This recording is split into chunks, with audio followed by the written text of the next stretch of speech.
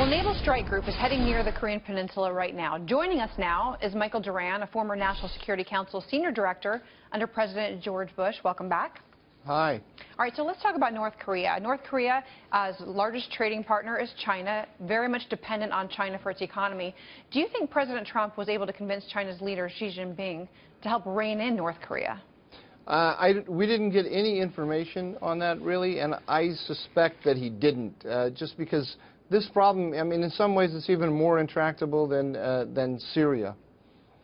So let's ask this then. Can North Korea's leader, Kim Jong-un, actually be convinced to shut down his nuclear program, and how can that be accomplished? I mean, the big question for countries that want to develop nukes is that if they have nukes, then they're not going to be hit by attacks like we just saw in Syria. I mean, all they have is their ability to blackmail the world with their nukes. So it's going to be the last thing that he's going to give up. It would be extremely hard without the Chinese making a decision that they really want to go sit on him. And until now, we haven't seen that desire on the part of the Chinese. It seems like President Trump is doing what he can, speaking to all the parties involved to figure out the best solution to North Korea. He spoke with Japan's Prime Minister about North Korea over the weekend. What can we expect from Japan? I think what we're really seeing, first we put the carrier group into near Korean waters.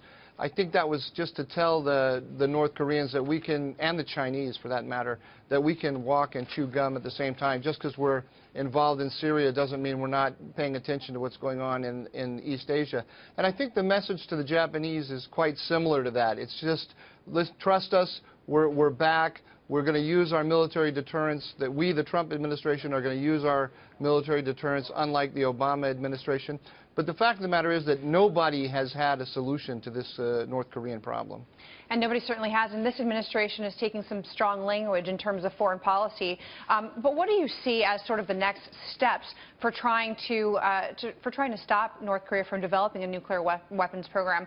Some people say that, you know, a preemptive strike would basically cause Kim Jong-un to invade South Korea.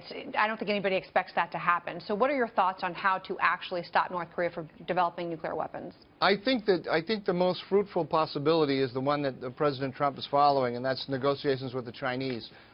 If there is a solution to this other than just managing it, then it runs through Beijing.